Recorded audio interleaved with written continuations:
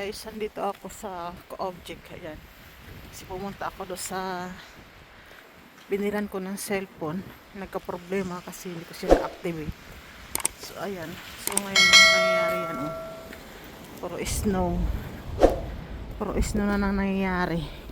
Pero ito ay partial pa lang to. Umpisa pa lang ng snow dito. Yan. Umpisa pa lang yan. So mas makapal pa yan sa mga susunod na araw ang snow.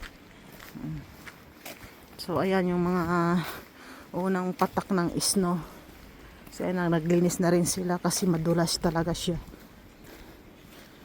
Dulas talaga siya pag hindi siya nalinis.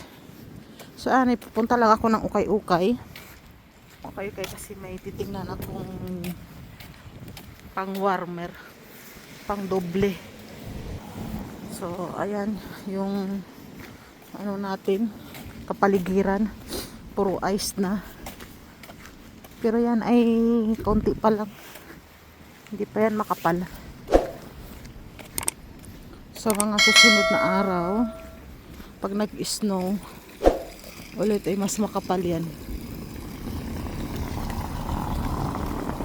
So ito yung city, yung pinakasintro nila dito.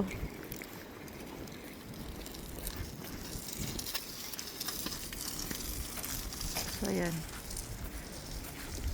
mga flag. May flag dyan ng Cyprus. Oh, yan yung kulay dilaw na maliit. So kaalyansa din nila yung Cyprus.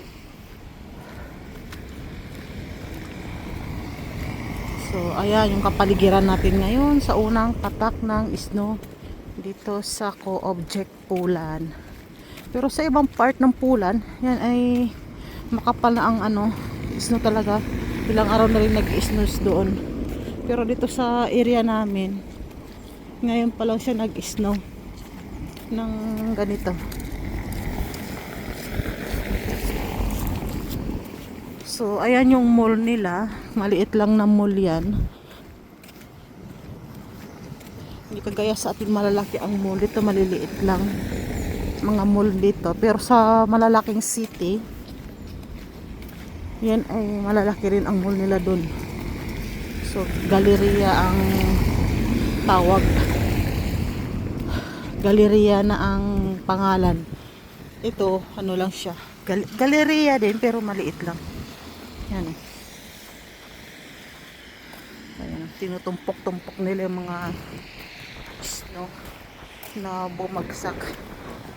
Sa tarakay lang dito ay nakaboots ka, naka-jacket ng makapal kasi sobra talaga ang lamig, nanunuo talaga sa buto. So ayan, sa mga gusto magtrabaho ng pulan, ihanda nyo yung mga katawan nyo sa lamig. Saka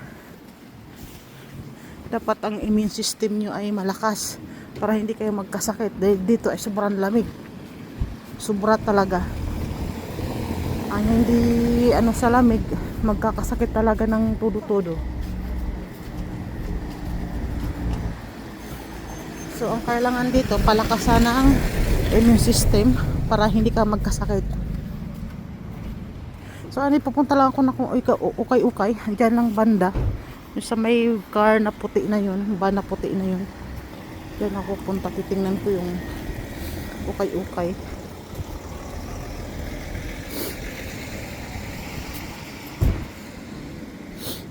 So ayan.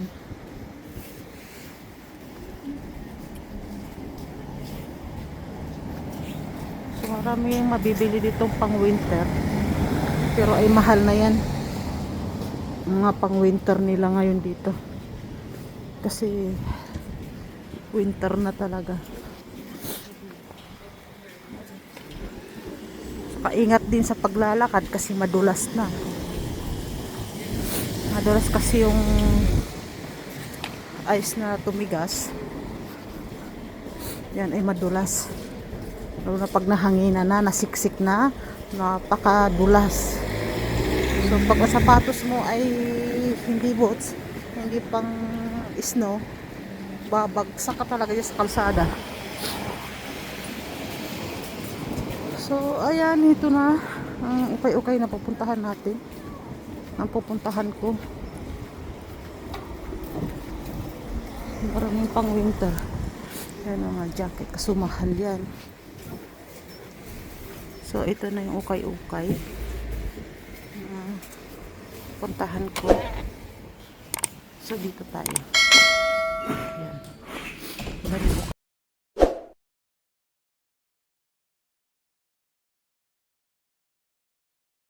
So, andito na nga tayo sa ukay-ukayan ng aking pupuntahan. So, ito yung pinakamalaking ukay-ukayan din dito sa loob ng building na to o dito sa place na to.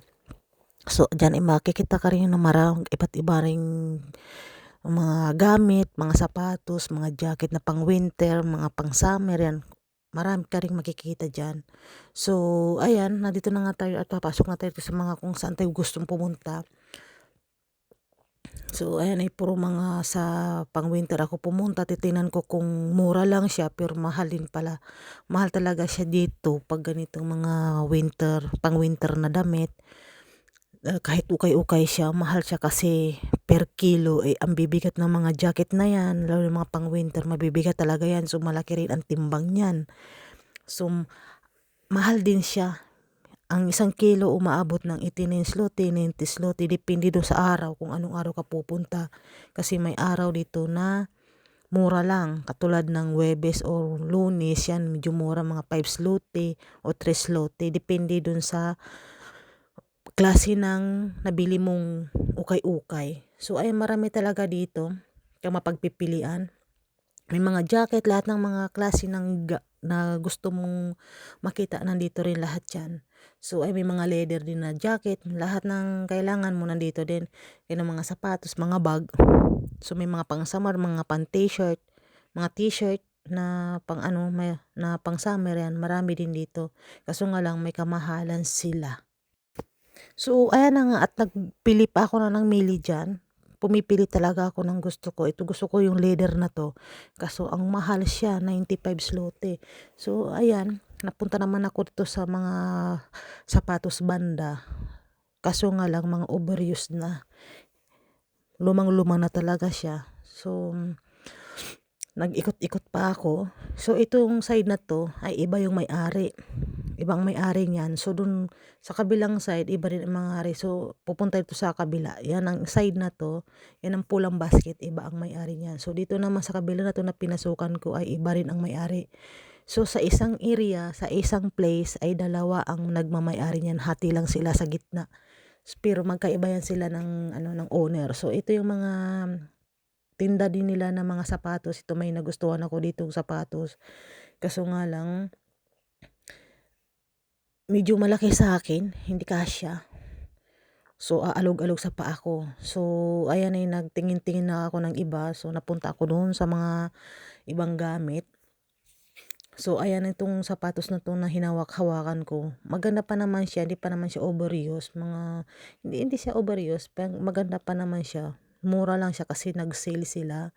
So ito kasi ang side na to, iba kasi ang may-ari kaysa doon sa kabila na pinanggalingan ko. So ayan, nag-ikot-ikot pa ako dito at napunta ako to rin sa mga damit nila. So ayan ay halos ay parehas lang din naman ang presyo nila. So dito ay medyo mas kakaunti ka mapagpipilian ng mga pang winter na damit o pang summer damit kasi medyo masikip na yung pwesto nila. So, ayan ay medyo kakunti lang mapipili mo dyan. Makikita mo dyan. So, ang inano ko lang dito ay leggings. Pang trabaho. Yan lang ang binili ko dito. Saka yung bonnet na tig 1 zloty. So, binigay na lang sa akin ng 1 zloty kasi nag-iisa na lang siya. So, ay nagpili-pili pa ako dito ng iba. So, wala naman akong ibang makita dyan kasi mahal din. Saka ayoko rin ng ibang damit. So, leggings lang ang aking pinili dyan. So, ayan guys, wala tayong nagustuhan doon na ukay-ukay. So, lilipat tayo sa kabilang ukay-ukay.